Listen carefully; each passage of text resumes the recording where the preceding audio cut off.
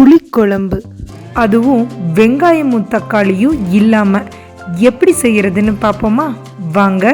தேவையான பொருட்களை குறித்து எடுத்து வச்சுக்கோங்க. ஒரு பெரிய நெல்லிக்காய் அளவு புளியை 1.5 கப் தண்ணி ஊற்றி நல்லா இந்த மாதிரி கொதிக்க வச்சு கையில் கரைச்சி அதுக்கப்புறமா வடிகட்டி எடுத்து வச்சுக்கோங்க. இப்போ ஒரு இரும்பு வாணலி எடுத்துக்கோங்க. அதில் 1 ஸ்பூன் அளவுக்கு எண்ணெய் சேர்த்திக்கோங்க. அதில் 1 ஸ்பூன் அளவுக்கு சீரகம், 10 பல் பூண்டு, அப்புறமா 1 இன்ச் அளவுக்கு இஞ்சியை பொடியாக நறுக்கி சேர்த்துருக்கோம். இது எல்லாத்தையும் முதல்ல லேசாக வணக்கிக்கங்க. அது கூடவே அடுத்ததாக காரத்துக்கு தகுந்தாப்படி வரமிளகாய், என்னுடைய வரமிளகாயில் நான் இப்போ ஒரு 6 வரமிளகாய்களை சேர்த்துருக்கிறேன்.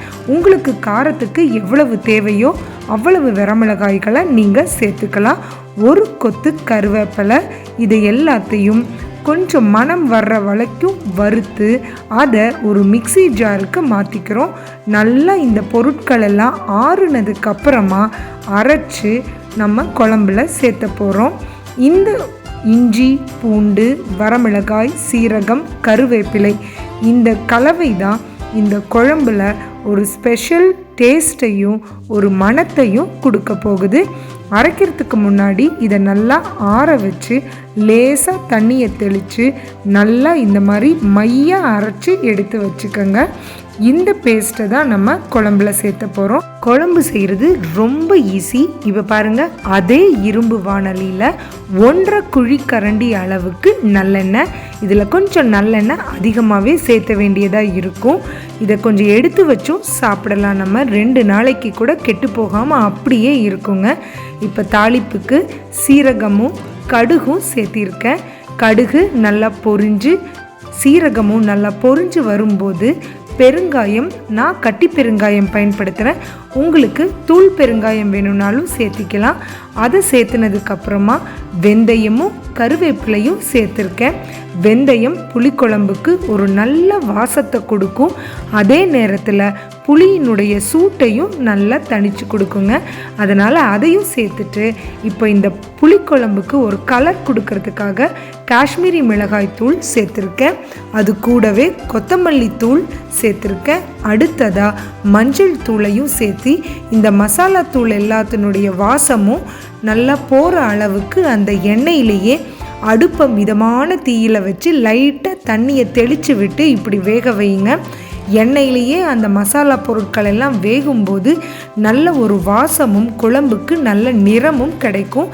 இப்போ நம்ம முன்னமே செஞ்சு வச்ச அந்த புளிக்காய்ச்சல், அந்த புளி கரைசல் இருக்கு இல்லைங்களா, அதையை எடுத்து இப்போ ஊற்றிருக்கிறேன். இப்போ நல்லா அது தளன்னு கொதித்து பச்சை வாசம் போகணும். அந்த புளியினுடைய பச்சை வாசம் போனதுக்கு அப்புறமா நம்ம அரைச்சி வச்சிருக்கிற மசாலா கலவையை சேர்த்துறோம். வரமிளகாய், பூண்டு, இஞ்சி, சீரகம், கருவேப்பிலை இதெல்லாம் சேர்த்து அரைச்சி வச்ச அந்த பேஸ்ட்டை சேர்த்து நல்லா கொதிக்க விடணும். பச்சை வாசம் கொஞ்சம் கூட இல்லாமல் நல்லா கொதித்து எண்ணெய் பிரிஞ்சு வர்ற அளவுக்கு கொதிக்கணுங்க. இப்போ இந்த குழம்புக்கு தேவையான அளவு உப்பை சேர்த்துக்கிறோம். சாப்பாட்டில் உப்பு போடுறவங்க குழம்புல உப்பை கம்மியாக போட்டுக்கோங்க. சாப்பாடு வைக்கும்போது உப்பு சேர்த்தாதவங்க இந்த புளிக்குழம்புல தேவையான அளவு உப்பை சேர்த்துக்கங்க. உப்பை சேர்த்து மிதமான தீயில் மூடி வச்சு இந்த குழம்புல எண்ணெய் பிரிஞ்சு வர்ற அளவுக்கு பொறுமையாக நம்ம கொதிக்க விடணும். பாருங்கள், நல்லா கொதிச்சு இப்போ எண்ணெயெல்லாம் பிரிஞ்சு வந்தாச்சு. விருந்தாளிங்க வீட்டுக்கு வந்தாலே நமக்கு சந்தோஷமாக இருக்கும். அவங்களுக்கு நாக்குக்கு ருசியாக சமையல் பண்ணி கொடுக்கணும்னு தோணும். வெங்காயம் தக்காளி விற்கிற விலைக்கு இந்த மாதிரியான நல்ல குழம்புகளை செஞ்சு கொடுத்தீங்க அப்படின்னா அவங்களுக்கும் சந்தோஷம், நமக்கும் சந்தோஷம். இந்த குழம்பை செய்யறதும் சுலபம்தாங்க.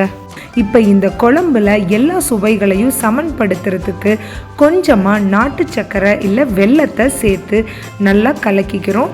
வாசத்துக்கு கொத்தமல்லி தழையை பொடியாக நறுக்கி அதையும் சேர்த்துக்கிறோம். பாருங்கள், எண்ணெயெல்லாம் பிரிஞ்சு சூப்பராக இந்த குழம்பு ரெடி ஆயிருச்சு.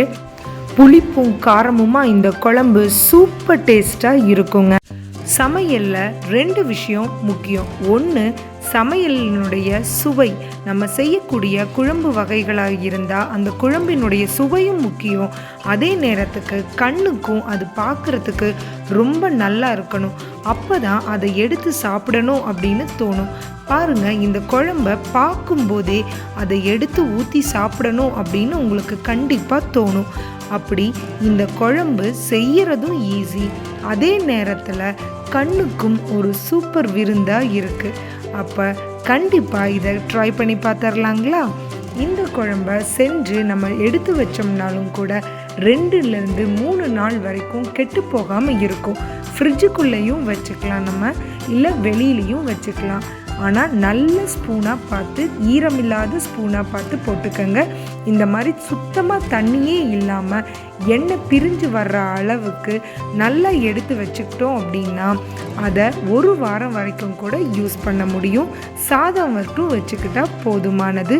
ஒரு சைட் டிஷ்ஷாக அப்பளமோ இல்லை ஆம்லெட்டோ இல்லை சாதாரண மிக்சர் இருந்தால் கூட போதுங்க.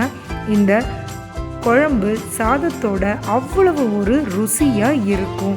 பேச்சுலர்ஸ்க்கெல்லாம் இந்த குழம்பு ஒரு வரப்பிரசாதமாக இருக்கும்.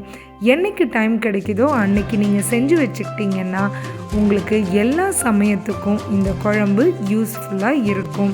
இந்த மாதிரியான நல்ல பதிவுகளுக்கு எங்கள் மாம்மேட் ஹோம்மேட் சேனலுக்கு சப்ஸ்கிரைப் பண்ணுங்கள். இதே மாதிரியான இன்னொரு நல்ல பதிவில் சந்திக்கலாம். அது வரைக்கும் நீங்களும் உங்கள் குடும்பமும் சந்தோஷமாக இருக்கணும் அப்படிங்கிற பிரார்த்தனையோட இந்த பதிவிலிருந்து விடை பெறுகிறோம். நன்றி, வணக்கம்.